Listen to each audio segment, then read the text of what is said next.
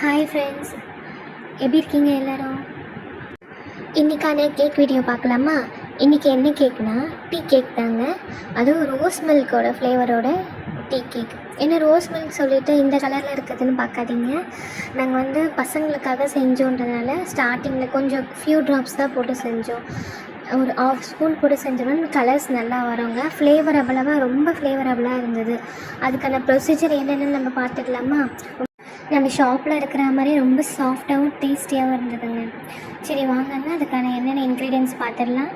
மைதா, sugar, அப்புறம் oil, milk, egg 4, salt pinch and baking powder. Secret ingredients இதில் ஒன்று இருக்குதுங்க. இது மில்க் பவுடர், அப்புறம் pineapple essence, milk essence, rose milk essence. இதெல்லாம் பார்த்து மைதா கரெக்டாக 140 கிராம் எடுத்துக்கோங்க. நெக்ஸ்ட்டு பேக்கிங் பவுடர் மட்டும் போதும். பேக்கிங் பவுடர் ஒரு ½ ஸ்பூன் போதும். ஓகே.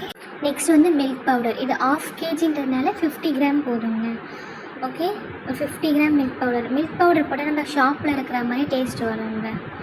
நெக்ஸ்ட் எக் பீட் பண்ணிடலாமா? 4 எக்ஸ் ஒயிட் எக் தனியாக, எல்லோ எக் தனியாக வச்சுட்டு நம்ம பீட்டர் வச்சு பீட் பண்ணிடலாங்க. நம்ம ஸ்டார்டிங் 1 2 3 4 5 அப்படின்ட்டு ஸ்பீடை கொஞ்சம் கொஞ்சமாக இன்க்ரீஸ் பண்ணி பீட் பண்ணிக்கோங்க.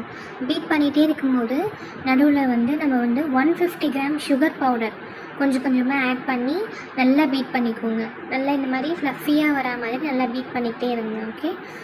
Next yellow எக்குங்க.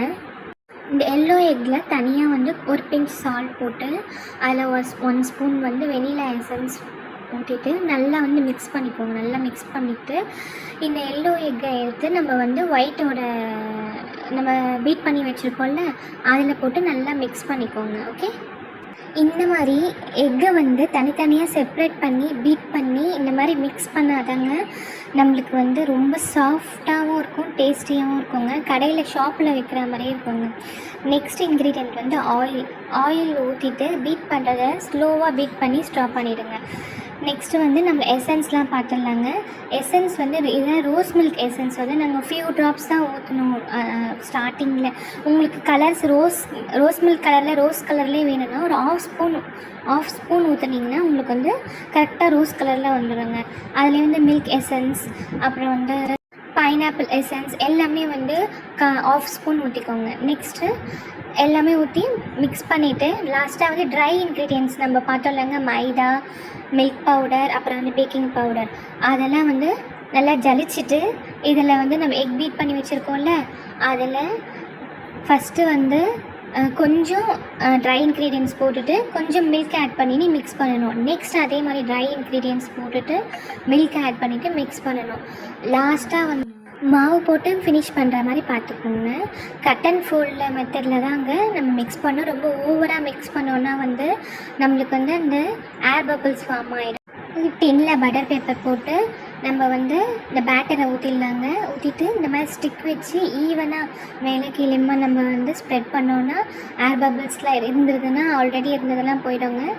அதே நெக்ஸ்ட் ஓடிஜியை 10 மினிட்ஸ் ப்ரீ ஹீட் பண்ணி, இது ½ kgன்றதுனால ஒரு 35 மினிட்ஸ் நாங்கள் ஓடிஜியில் வச்சோங்க. வச்சுட்டு பார்த்தோன்னா இந்த மாதிரி சூப்பராக சாஃப்டியாக டேஸ்டியாக வந்துருச்சுங்க. நீங்களும் வீட்டில் ட்ரை பண்ணி பார்த்துட்டு கமெண்ட் பாக்ஸில் எப்படி வந்ததுன்ட்டு எங்ககிட்ட சொல்லுங்கள். ரோஸ் மில்க் எசன்ஸ் கம்மியாக ஊற்றுனதுனால டேஸ்ட்டெல்லாம் நம்மளுக்கு கம்மியாலாம் இல்லைங்க. ரோஸ் மில்க் டேஸ்ட்லேயே வந்ததுங்க. அந்த ரோஸ் மில்கோட ஃப்ளேவரும் வந்ததுங்க. வீட்டில் இது மாதிரி நீங்களும் செஞ்சு பார்த்துட்டு எங்களுக்கு கமெண்ட் பண்ணுங்கள். இந்த வீடியோ உங்களுக்கு பிடிச்சிருந்தா மறக்காமல் லைக் பண்ணி சப்ஸ்கிரைப் பண்ணுங்கள். உங்களுக்கு இந்த மாதிரி கேக் வேணும்னாலும் எங்ககிட்ட கமெண்ட் பண்ணுங்கள். நாங்கள் டெலிவரி பண்ணுவோங்க. நெக்ஸ்ட் வீடியோவில் பார்க்கலாம். பாய்.